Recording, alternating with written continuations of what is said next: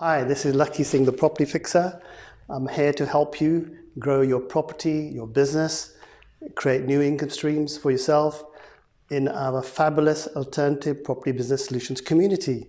So if you want knowledge, insights, information that's going to help you support you in your business and property journey and your income journey, then in our community we'll be giving away tons and tons of information, 20-minute clip videos breaking down lots of valuable knowledge. So do watch us, and a lot more to come in June after lockdown. And thought, okay, well, what is it that we're going to do in this market that's going to add value and still, still be consistent with our brand, but to take us to market and be part of the ecosystem. So in the same way, with what I've been doing when property market for me crashed, and also I got burnt, but from my situation at that time. So you crashed and burnt? Yeah, crashed and burnt in 14, 15 years ago. Yeah. So since then, what I've done is been a bit more, let's just say, definitive in the plan, and working not just on one aspect of a business, but been looking at lots of creative ways of creating an ecosystem in the property. So there isn't really any problem that we haven't really looked at over the last 15 years as a consultancy, helping all manner of clients from bottom, mid, top tier, ultra high net, in terms of finding solutions. So the predominant thing, I think, the similarity, I suppose, with Ninder Singh and myself. Morning, by the way, Ninder Singh, didn't get a chance to say hello. Really good to see you yesterday. Well, I'm glad you enjoyed it. Hope you enjoyed the Bhangra moves. Oh yes, so, there was an interview yesterday. Obviously, we're going to be looking forward to seeing that between yourself and Ninder yesterday. But so you actually did some Bhangra yesterday, did you, Lakhi Singh? Yeah, we did it as a after event for we went live, just to sort of show what the backstage looks like, just for a bit of fun. People are always curious to know really what's being done, but what to the end product looks like and what happens in the background, they look completely different. So that was quite fun. But going back, I think the ecosystem that we created, somewhat like Ninder Singh, is I was involved in property, so everything I'm doing now is in property, but it's extending my knowledge in property on a more deeper vertical basis, in terms of having more expertise in 3-4 areas of property business, which is finance, stock repossession, negative equity negotiations, and property sales and acquisitions. And then the vertical is that there's 30-40 different areas. So horizontally, we offer a lot more services to provide solutions with. So it could be taxation, it could be looking at pension structures, it could be raising equity finance, joint venture funding, 100% funding. So I've learned quite a lot from the mistakes I've made, but I've kept in the same industry. So for Ninder, it was events and music, and the extension from music and events was to go into business events. So our extension, in terms of what I'm doing now, is primarily property-based problem solving. So that is actually very exciting, and it's never a dull moment, as you may know. Okay, well, Sajul says you got to believe in yourself. I think it reinforces, both of you gentlemen, that belief in yourself, determination, always wins. We've got a shout out from Zishan as well, and from Mr. Noor, making moves as usual, from the commercial department at MC4U. Right.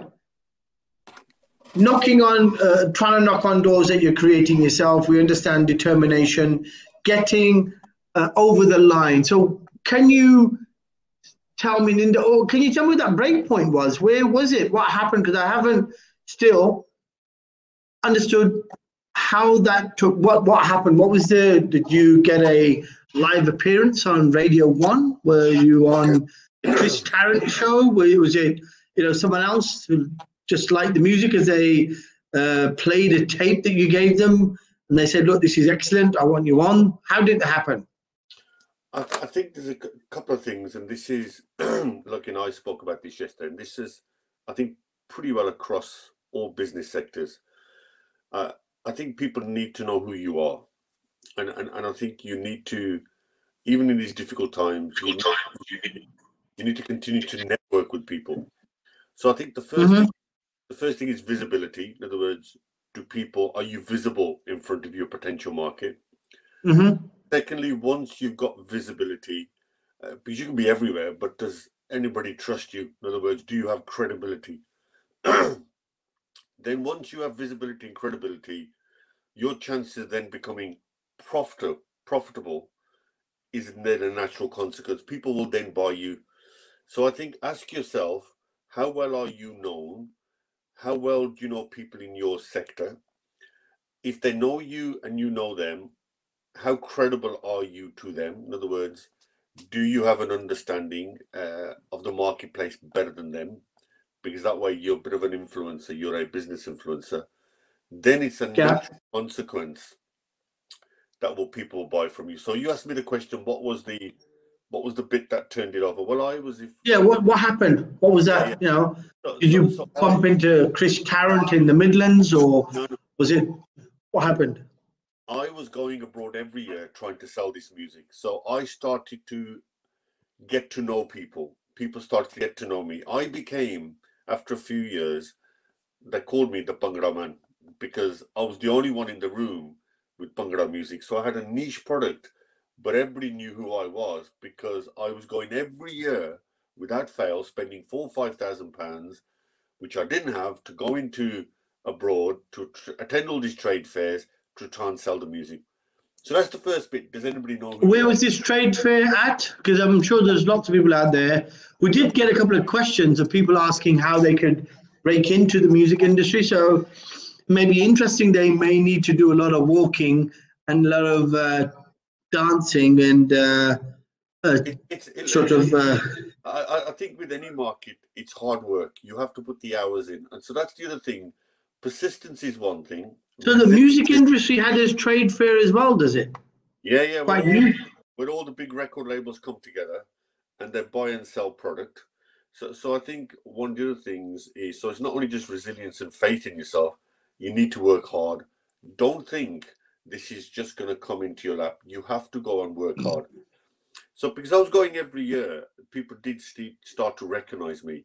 So whilst I wasn't able to do the deals, I was getting closer because people started to build a relationship with me. It's right to remember. Oh, you're all right in India. You came last year. How are you doing? How's the? Okay, that's cool. Yeah, that's and good. The year before, and the year before, and the year before, and the year before, and the year before. So eventually, I managed to persuade this little company in Italy. There's only about 3 of them in the company. I said, look, what do you think of this music? I think it's brilliant. They said, yeah, we heard it last year, but okay. They said, we'll try it. We won't give you any money, but we'll give you royalties if it works. So excellent. They said eventually they'll take it. Then I went 4 months later to another trade fair in Germany, and I met a Turkish label who I'd been bumping into. And he said, I hear you did a deal with a little company in Italy. I said, that's right. They said, well, we don't mind doing the deal as well, but we won't give you money up front. We'll give you royalties. I said, absolutely fine. Now, this is where I was sort of fortunate. And this all happened in the same year, did it, Linda? Same year, which is the 10th year. Which was the 10th year. Because remember, I've been going 9 years, so it didn't happen automatically. They got to know me. So in the 10th year, now, where I was lucky was the track started to cause a lot of chaos in the Istanbul nightclubs. So it was really... Okay, right. Okay. It was beginning to do some damage. And the DJs from Istanbul regularly DJ'd in Germany. So they took the music to Germany. Excellent. Suddenly it started... I mean, okay, just 1 minute, Linda, because this is really quite fascinating. It shows you how even music is, and the labels and the people who promote music are very incestuous, and how just a small label in Italy passes the word around. Germany finds out. Germany takes it off you, but it's Turkish DJs who come to Germany who take the music across to the discos in Istanbul, and then it starts creating an impact. Is that what you're saying? Correct. Then what happened was there was some pirate DJs in America who'd heard it, and they started pirating it. So they started to do some damage in America. So that started to happen. Then it was, I can't remember when it was. I just remember it was nice and sunny. I was walking on the street and my phone rang. Somebody from Germany, Universal Music, said, we don't understand the music. We don't know what to sing. We don't understand the melody, but everybody loves it. We want to sign the track. That's when I knew, finally, crossing into the mainstream was now a distinct possibility, a very distinct possibility. Then a couple of months later, Sony from the UK, they rang up and said, we'd like to take the track. Radio 1 started to play it, and then the club started to play it. And when I went for the 11th time back abroad to the trade fair, we left this country and I was told we were going to go top 10. And then on Sunday, they read out the tracks, you know, on BBC Radio 1. And here's the top 10. Yeah, yeah. So they went 10, yeah. 9, 8, 7, 6. And we went in straight into the national charts on BBC Radio 1 at number 5. Excellent. Right. So that was a turning point. That's quite like a very interesting, inspiring story. And again, it shows you how overnight success, if you are determined and you believe, like Sonia also says, determination, belief in yourself, all these things are the ones that ultimately get you to some destination. Lakhi Singh, hearing that story, does it leave you with a warm feeling that somehow, somewhere, things do turn out right if your intentions are good? Well, I think this is what we discussed yesterday, is that resilience is critical to your success. And if anything, from the whole interview, what came out yesterday was that for someone literally to be going against all odds and not even having the music recognized in the industry at all, and doing that consistently for 10 plus years until it really made an impact somehow. I mean, let's just say all hats off, really, or all turbans off in this case, to say, that's great. Okay, you've got the same, I think, issue. Again, another commonality coming across.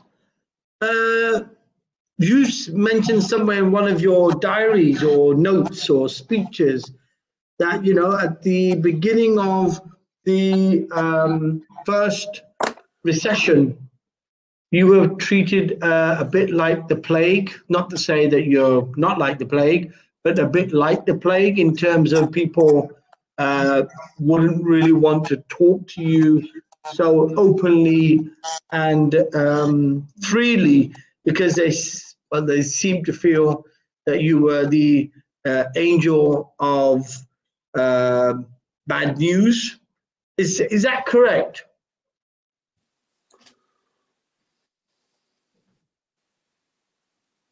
So you pose the question to me, yeah? Yep, I'm posing it to you, Lakhi Singh, the virus, that they treated you a bit like a virus, like something that like the plague, and that you were, somewhat seen as being the agent of bad news. I think it's like anything. I think with Inder, he was ahead of his time, and even in the property industry, I think I may have been about 13, 14 years ahead of my time. And at that time, there's a lot of over-optimism in aspiration in the property industry, and there are a lot of people getting involved, but not really putting. I think we've put the word stress test now has become a a normal term in all our daily drive time interviews. And because a lot of that stress test wasn't being put in, and I was saying the opposite, that you know, you need, you know, if a recession comes or something does go wrong in the future, property market dries up, interest rates go up, how are you going to manage it? And nobody really wanted to hear that. So I think going to networking events in the property industry, it wasn't so encouraging, because a lot of people in that industry are trying to plug property to sort of say, you know, showing pie charts, showing you know, capital going up, you know, your capital growth happening year on year, but not necessarily showing the downside as much. So I think being real is not always in your advantage if you want to get out there. So I think I've sort of stuck to my guns really. So, but I decided I don't really go much to networking events, but I've decided to actually create my own following and my own influence. So it's a slightly more radical way of actually making moves, or tap dancing, as you put it, Vijay Sal. But I think to give a clearer message, you have to have something to offer that's different. So in order to counter the lack of interest in people wanting to do things in a more business-like way, I've actually created the solutions or the technical products now that could counter people that have done that.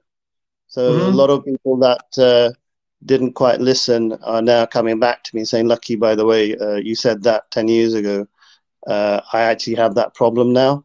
I may not have listened then, but you're right. I need to need to fix this. So it's sort of come around in some ways. There's a different sort of psychology, obviously, in the music industry when you're trying to break into a market. That same principle, we've broken into a market which we knew that's going to have some fundamental problems and fundamental shifts.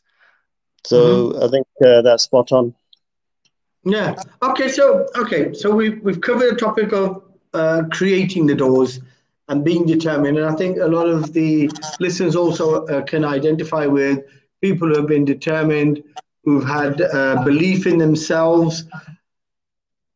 With the general market and the general structure as it is, we've discussed lots of different things that are happening in terms of the high street changing, in terms of the way currency is going to flow, in the way that business itself is going to start functioning.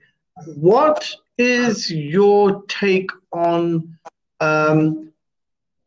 the next 3 to 6 months, Ninda? You know, you're saying there's uncertainty. That's okay. We all agree there is. They're saying virus now is popping up again in different places.